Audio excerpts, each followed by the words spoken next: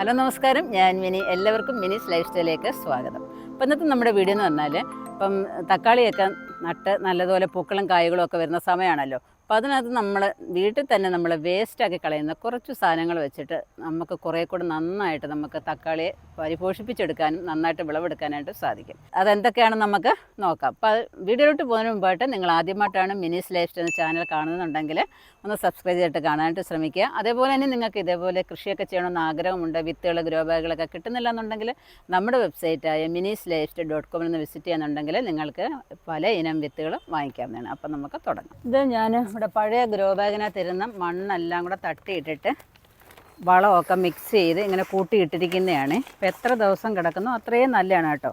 ഇപ്പോൾ ഒരു ചണച്ചാക്കോ അല്ലെങ്കിൽ പ്ലാസ്റ്റിക്കോ എന്തെങ്കിലും ഇട്ടിട്ടങ്ങ് മൂടിയിട്ടിരുന്നാൽ മതി. അപ്പോൾ ഇതിനകത്ത് ഞാൻ ചേർത്തിരിക്കുന്ന വളമെന്ന് പറഞ്ഞാൽ കോഴിവളമുണ്ട്, അതുപോലെ ചാണകപ്പൊടി ഇട്ടിട്ടുണ്ട്, കരിയില കമ്പോസ്റ്റ് ഇട്ടിട്ടുണ്ട്, പിന്നെ സൂപ്പർ മെയിൽ ഇട്ടിട്ടുണ്ട്, പിന്നെ എന്താണ് ഡോളോമൈറ്റും ഇട്ടിട്ടുണ്ട്. ഇതെല്ലാം കൂടി ഇട്ടിട്ട് നമ്മൾ നല്ലതുപോലെ അങ്ങോട്ടും ഇങ്ങോട്ടും ഇളക്കി മറിച്ച് ഇട്ടിരിക്കുന്നതായ മണ്ണാണിത്. അപ്പോൾ ഇതിൽ നിന്ന് നമുക്ക് കുറച്ച് മണ്ണെടുക്കാം. മണ്ണെടുത്തിട്ട് നമുക്ക് ഈ മണ്ണിനകത്ത് നമുക്ക് നമ്മുടെ തക്കാളി വിത്തുകൾ പാകുന്നത് എങ്ങനെയാണെന്നൊക്കെ ചിലർ ചോദിക്കുന്നുണ്ടായിരുന്നേ. അപ്പം ഇങ്ങനെ വേണമെന്നുണ്ടെങ്കിൽ ട്രീറ്റ് ചെയ്ത മണ്ണ് ഉണ്ടെങ്കിൽ നിങ്ങൾക്ക് അതെടുക്കാം. ഇന്ന് ട്രീറ്റ് ചെയ്തിട്ട് ഇന്ന് തന്നെ നമ്മൾ അതിനകത്ത് വിത്തിടരുത്. കാരണം ആ വളത്തിൻ്റെയൊക്കെ ചൂട് കൊണ്ട് നമ്മുടെ വിത്തുകൾ നശിച്ചു പോകാനായിട്ട് ഇടവരും. ഞാൻ ഇന്ന് അതിനകത്തോട്ട് കുറച്ച് മനുപ്രഭയുടെ വിത്താണ് ഇടുന്നത്. കാരണം ഞാൻ കുറച്ചേ എടുത്തിട്ടുള്ളൂ. നിങ്ങൾക്ക് കിട്ടുന്നതായ വിത്തുകൾ കുറഞ്ഞ അളവിലെടുക്കുക കേട്ടോ. എല്ലാം കൂടെ അങ്ങ് ഒരുമിച്ചിട്ട് നടാനായിട്ട് ശ്രമിക്കരുത്. കുറച്ചെടുത്തിട്ട് അതിങ്ങനെ അങ്ങോട്ടൊന്ന് വിതറി കൊടുക്കുക. എന്നിട്ട് ആ കുറച്ച് മണ്ണ് ഇങ്ങനെ അങ്ങോട്ടൊന്ന് ഇട്ട് കൊടുത്തെന്നാൽ മാത്രം മതി. എന്നിട്ടൊരു സ്വല്പം വെള്ളം അതിൻ്റെ മുകളിലോട്ട് തളിച്ചു കൊടുക്കുക. അപ്പം മനുപ്രഭ എന്ന തക്കാളി വിത്താണ് നമ്മൾ ഇവിടെ നട്ടിരിക്കുന്നത്. അപ്പം രാവിലെയും വൈകുന്നേരവും വേണമെന്നുണ്ടെങ്കിൽ സ്വല്പം വീതം വെള്ളം നനച്ച് കൊടുത്തിട്ട് നമുക്ക് ഇത് ഒരു തണലുള്ള ഭാഗത്തോട്ട് കൊണ്ടുവയ്ക്കാം. അപ്പം അതുപോലെ ഞാൻ നട്ട് വെച്ചിരിക്കേണ്ട വെറുതെ ഒന്ന് ഒരു പൊട്ടിയ ഒരു പാത്രത്തിനകത്ത് നട്ട് വെച്ചിരിക്കുന്നതാണ്. എല്ലാം ഒരേപോലെ കിളിർത്ത് വന്നിട്ടുണ്ട്. ഇത് ഇച്ചിരൂടെയൊക്കെ വളരുമ്പോഴാണ് ഇനി നമ്മളിത് പറിച്ച് നടുന്നത്. നമ്മുടെ തക്കാളിയൊക്കെ നട്ടിട്ട് 4ാം തലമുറയിൽ തക്കാളിയാണ് ഇത്. ഇപ്പോൾ 4ാമത്തെ തവണയാണ് നടുന്നത്. ജൂൺ മുതൽ ഞാനിവിടെ തക്കാളി നടുന്നുണ്ട്. അപ്പോൾ ഇതിനകത്താണ്ട് ഇഷ്ടം പോലെ കായ്കൾ പിടിക്കാൻ തുടങ്ങിയേക്കുന്നുണ്ടോ, കണ്ടില്ലേ? ഇവിടെ ഞാൻ ഒരു 13 മൂട് നട്ടിട്ടുണ്ട്. 13 മൂടിൽ 2 മൂട് അത് കേടായിട്ടുണ്ട്. അതിനെ നമുക്കിനി മാറ്റണം. ഇപ്പം പല തരത്തിലുള്ളതായ തക്കാളികളുണ്ട് കേട്ടോ. മനുപ്രഭയുണ്ട്, ആദിത്യമുണ്ട്, രക്ഷകുണ്ട്, വികാസുണ്ട്, പിന്നെ ചെറുതക്കാളിയുണ്ട്, സാമ്രാട്ടുണ്ട്. ഇങ്ങനെ പല തക്കാളികൾ നമ്മളിങ്ങനെ മാറ്റി മാറ്റി നടാമെങ്കിലും പലത് നമ്മുടെ മുറ്റത്തൊക്കെ ഇങ്ങനെ നിൽക്കുന്ന കാണുമ്പോഴൊരു ഭംഗിയല്ലേ. അപ്പം ഏതെങ്കിലും ടൈപ്പിലുള്ളതായ തക്കാളിയൊക്കെ ഇങ്ങനെ നടുവാന്നുണ്ടെങ്കിൽ ഇതേപോലെ കായകളൊക്കെ പിടിച്ച് നിൽക്കും. കായകളൊക്കെ പിടിച്ച് നിൽക്കുമ്പോൾ തക്കാളി വളരുന്നതിനനുസരിച്ച് നല്ലൊരു കമ്പൊക്കെ കുത്തി കൊടുത്തിട്ട് താഴെ മുതലേ നമ്മൾ കെട്ടിക്കൊടുക്കണം. കണ്ടോ, ഇങ്ങനെ അങ്ങോട്ട് കെട്ടിക്കൊടുക്കണം. ഒരു 1.5 അടി വിട്ട് ഇങ്ങനെ കെട്ടിക്കൊടുക്കുമ്പോൾ തക്കാളിയൊക്കെ നല്ല ബലമായിട്ടങ്ങ് നിന്നോളും. പിന്നെയെന്ന് പറഞ്ഞാൽ താഴെയുള്ള ഈ പന്ന ഇലകളൊക്കെ ഉണ്ടല്ലോ, ഈ പഴുത്ത് നിൽക്കുന്ന ഇലകൾ, ഓവറായിട്ട് നിൽക്കുന്നത് ഇലകൾ, കേടായിട്ട് നിൽക്കുന്ന ഇലകൾ, മണ്ണിനോട് ചേർന്ന് നിൽക്കുന്ന ഇലകളൊക്കെ നമ്മൾ കുറച്ചങ്ങ് വെട്ടിക്കളയണം. എല്ലാത്തിലും അങ്ങനെ കുറേ നിൽപ്പുണ്ട്. ഇതെല്ലാം കൂടെ വെയിറ്റ് കൂടിയാലും ചിലപ്പം വീണ് പോകും. എല്ലാം കൂടെ തന്നെ താഴെയുള്ള ഇലകളൊന്നും അധികം നിർത്താതിരിക്കുന്നതാണ് നല്ലത്. പിന്നെ ഈ മുകളിലോട്ടുള്ള സക്കറുകളൊന്നും ഞാൻ കട്ട് ചെയ്യാറില്ല.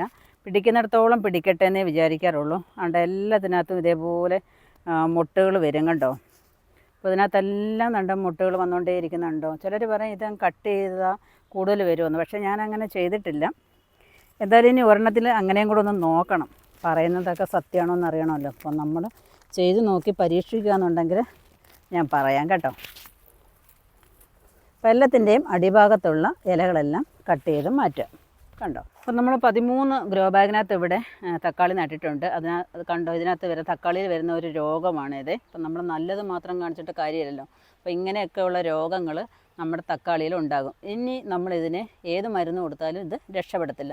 അതിന് നമ്മൾ എന്താ ചെയ്യുക, കൈയോടെ അതിൽ നിന്നങ്ങ് പിഴുത് മാറ്റുന്നതായിരിക്കും നല്ലത്. ഞാൻ കമ്പൊക്കെ കൊടുത്ത് കെട്ടിയൊക്കെ നിർത്തിയിരുന്നത്, അതിനകത്ത് രക്ഷപ്പെടാൻ യാതൊരു മാർഗ്ഗവും ഇല്ല. ഇങ്ങനെയുള്ളത് നിങ്ങൾ ആരെങ്കിലും രക്ഷപ്പെടുത്തി എടുത്തിട്ടുണ്ടെങ്കിൽ അതൊന്ന് പറഞ്ഞാൽ എല്ലാവർക്കും ഉപകാരപ്പെടും കേട്ടോ. അപ്പോൾ അതിനെ അങ്ങ് മാറ്റിയതിന് ശേഷം നമുക്ക് ആ കുഴിയിലോട്ടുണ്ടല്ലോ കുറച്ച് ഡോളോമൈറ്റ് ഇട്ട് കൊടുക്കാം. ഇത് നന്നായിട്ടൊന്ന് ഇളക്കി കൂട്ടിയിട്ടേക്കാം. ആ ഗ്രോ ബാഗിനകത്ത് എന്തെങ്കിലും ഫംഗസോ ബാക്ടീരിയോ എന്തെങ്കിലും ഉണ്ടെങ്കിൽ അതൊക്കെ അങ്ങ് നശിക്കട്ടെ. ഇനി അങ്ങനെ കിടക്കട്ടെ. വേറെ എന്തെങ്കിലും നമുക്കതിനകത്ത് കൃഷി ചെയ്യാം. ആദ്യം തന്നെ നമ്മുടെ തക്കാളി ചെടികൾ എത്രയുണ്ടോ അതിനനുസരിച്ച് വേണ്ടുന്ന സാധനം നമ്മൾ എടുക്കുക. അപ്പോൾ അതിന് വേണ്ടിയിട്ട് ഞാൻ കുറച്ച് ഏത്തക്കയുടെ തൊലി എടുത്തിട്ടുണ്ട്, അതുപോലെ ഉള്ളിത്തൊലി എടുത്തിട്ടുണ്ട്, പിന്നെ മുട്ടത്തോടും എടുത്തിട്ടുണ്ട്. അപ്പോൾ ഇത് ഇനി നന്നായിട്ട് മിക്സിക്കകത്തൊന്ന് അടിച്ചു കൊണ്ടുവരാം. അപ്പോൾ നമ്മൾ എടുത്തിരിക്കുന്നത് നന്നായിട്ട് അടിച്ചുകൊണ്ട് വന്നിട്ടുണ്ട്. ഇനി നമുക്ക് തക്കാളി ഇത് എങ്ങനെയാണ് പ്രയോഗിക്കുന്നതെന്ന് നോക്കാം. അപ്പോൾ നമ്മൾ അരച്ച് വെച്ചിരിക്കുന്നതായ ഉള്ളിത്തൊലിയും അതേപോലെ തന്നെ ഏത്തക്കയുടെ തൊണ്ടും അതേപോലെ മുട്ടത്തോടും ഒക്കെ നമ്മൾ അരച്ചത് ഒരു ബക്കറ്റിനകത്തോട്ട് ഒഴിക്കുക. എന്ത് നല്ല വളമെന്ന് നോക്കിയാൽ നല്ല സൂപ്പർ സാധനമാണേ. ഇനി നമ്മുടെ ജാറൊക്കെ കഴുകി അതിനകത്തോട്ട് ഒഴിക്കാം. ഒരു പഴയ ജാറിനകത്താണ് ഞാൻ അരച്ചത്. പഴയ ജാറെന്ന് പറഞ്ഞാൽ ഒരു മിക്സിക്കും 3 ജാറ് വീതം ഉണ്ടല്ലോ. അപ്പോൾ അത് ഒരെണ്ണം നമ്മൾ എന്തായാലും വെറുതെ വെച്ചേക്കുമായിരിക്കും. അത് നമുക്ക് കൃഷിക്കായിട്ട് എടുക്കാം. അപ്പോൾ എൻ്റെ ഒരു പഴയ മിക്സിയും ജാറും ഉണ്ടായതുകൊണ്ട് ഞാനതാണ് എടുക്കുന്നത് എപ്പോഴും. അപ്പോൾ ഇതിനകത്ത് വെള്ളം ചേർക്കുന്നത് എനിക്ക് കുറേ വെള്ളം ചേർക്കണം. നല്ല എഫക്റ്റുള്ള വളമാണിത്. അപ്പോൾ അതിനകത്തോട്ട് കുറച്ച് കഞ്ഞിവെള്ളം, തലേ ദിവസത്തെ കഞ്ഞിവെള്ളം പുളിച്ചത് ഒഴിക്കുക. പിന്നെയെന്ന് പറഞ്ഞാൽ ഒരു സ്വല്പം ഫിഷ് അമൻ ഉണ്ടാക്കി വെച്ചിട്ടുണ്ട്, അതുകൂടെ ഒരു സ്വല്പം മതി, അതുകൂടെ അതിനകത്തോട്ട് ഒഴിച്ചു കൊടുക്കാം. അപ്പം നമ്മുടെ സൂപ്പർ വളം റെഡി ആയിട്ടുണ്ട്. ഇനി അതിനകത്തോട്ട് ഒരു 3/4 ബക്കറ്റോളം, അത് കൂടിയാലും കുഴപ്പമില്ല, ബക്കറ്റ് നിറയട്ടെ. അപ്പം 3/4 ബക്കറ്റോളം എങ്കിലും വെള്ളം നിറച്ചിരിക്കണം. കുറയാൻ പാടില്ല, മുന്നോട്ട് പോയാലും നോ പ്രോബ്ലം. അപ്പം നമ്മൾ എടുത്തു വച്ചിരിക്കുന്ന ഈ വളം ഉണ്ടല്ലോ, ഈ സ്ലറി, പല സ്ലറികൾ നമ്മൾ ഉണ്ടാക്കാറുണ്ടല്ലോ. അപ്പം ഈ സ്ലറി നല്ല അടിപൊളിയാണ്. അപ്പോൾ തക്കാളിയുടെ ചുവട്ടിലോട്ട് ഇങ്ങനെ അങ്ങോട്ട് ഒഴിച്ചു കൊടുക്കുക. ഒഴിച്ചു കൊടുത്തതിന് ശേഷം എന്താണെന്ന് അറിയാമോ, നമ്മൾ എടുത്തു വെച്ചിരിക്കുന്ന മണ്ണുണ്ടല്ലോ, ട്രീറ്റ് ചെയ്ത് വെച്ചിരിക്കുന്ന മണ്ണും ഇതിൻ്റെ ചുവട്ടിലോട്ട് ഇട്ട് കൊടുത്തേക്കണം. തക്കാളിയുടെ മൂട്ട് നന്നായിട്ട് മണ്ണ് വേണം കേട്ടോ. അല്ലേ, ഇതേപോലെ അങ്ങോട്ട് ഇട്ട് കൊടുക്കാം. 2-3 പ്രാവശ്യം ഇങ്ങനെ വളവും വെള്ളവും മണ്ണും ഒക്കെ കൊടുക്കുമ്പോഴത്തേക്ക് നമ്മുടെ ഗ്രോ ബാഗിൽ നിറയെ നമ്മുടെ തക്കാളി ഇഷ്ടം പോലെ അങ്ങോട്ട് പിടിക്കും.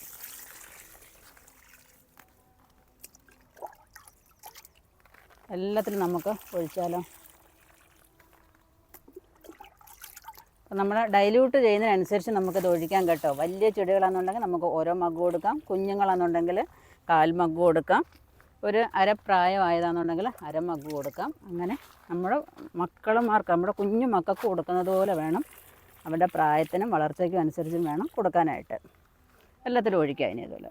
അപ്പോൾ ഇതിൻ്റെയൊക്കെ തണ്ടുകൾ കണ്ടോ, മണ്ണിൽ നിന്ന് ഒരുപാട് പൊങ്ങി നിൽക്കുവാണേ. കാരണം വളരെ മണ്ണ് കുറവാണ്. അപ്പോൾ അതിനകത്തോട്ട് നന്നായിട്ട് മണ്ണിട്ട് കൊടുക്കാം.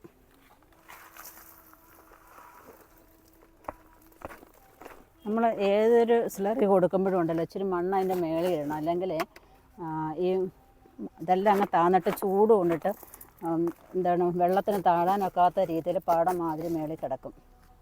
അപ്പം അതിന് വായുസഞ്ചാരം ഉണ്ടാകത്തില്ല, നമ്മുടെ ചെടിയും അങ്ങ് ഉണങ്ങിപ്പോകും.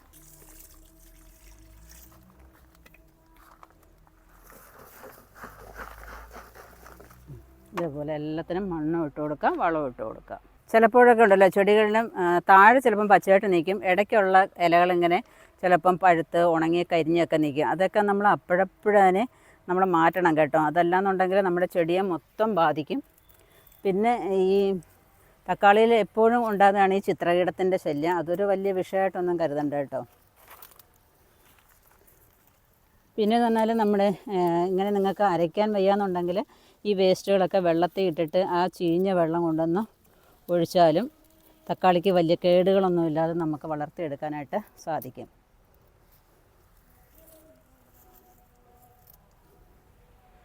അപ്പോൾ എന്തായാലും ഇങ്ങനെയൊക്കെ ഒന്ന് ട്രൈ ചെയ്യുക. ഇഷ്ടംപോലെ തക്കാളി നിങ്ങൾക്ക് വീട്ടിൽ തന്നെ വിളവെടുക്കാനായിട്ടൊക്കെ സാധിക്കും. അപ്പം ചെയ്യണം. വേണ്ട ഇതിനകത്തൊക്കെ പിടിച്ചേക്കുന്ന തക്കാളി ഉണ്ടോ, നല്ല അടിപൊളിയായിട്ടാണ് വരുന്നത്. അപ്പോൾ ഈ ചൂട് കാലത്ത് നമ്മുടെ തക്കാളിക്ക് കൊടുക്കേണ്ടതായ ഈ സ്ലറി നിങ്ങൾക്ക് മനസ്സിലായി കാണുമെന്ന് വിചാരിക്കുന്നു. തീർച്ചയായിട്ടും നിങ്ങൾ ഇതേപോലെയൊക്കെ ചെയ്യുക. പിന്നെ രാവിലെയും വൈകുന്നേരവും എന്തായാലും തക്കാളിക്കൊക്കെ വെള്ളം കൊടുക്കണം. വെള്ളത്തിൻ്റെ അംശം എപ്പോഴും നമ്മുടെ ഗ്രോ ബാഗിനകത്ത് വേണം. അതല്ലാന്നുണ്ടെങ്കിൽ നമ്മൾ ഒരു നേരം വെള്ളം കൊടുത്തില്ല എന്നുണ്ടെങ്കിൽ ഒരു വാടി തളർന്നങ്ങ് നിൽക്കും. അപ്പം ഇത്രയൊക്കെ നമ്മൾ ശ്രദ്ധിക്കാമെന്നുണ്ടെങ്കിൽ, പിന്നെ കുറച്ചൊക്കെ ഈ വളം കൊടുത്തു കഴിഞ്ഞാൽ അടുത്ത ആഴ്ച വേണമെന്നുണ്ടെങ്കിൽ നമുക്ക് കുറച്ച് ചാണകപ്പൊടിയോ പിന്നെ കോഴിവളമോ എന്തെങ്കിലും സമ്പുഷ്ടീകരിച്ചത് നമ്മൾ ഇട്ട് കൊടുക്കുകയെന്നുണ്ടെങ്കിൽ നല്ല തഴപ്പോടുകൂടി നമ്മുടെ തക്കാളിയൊക്കെ വളർന്ന് വരുന്നതായിരിക്കും.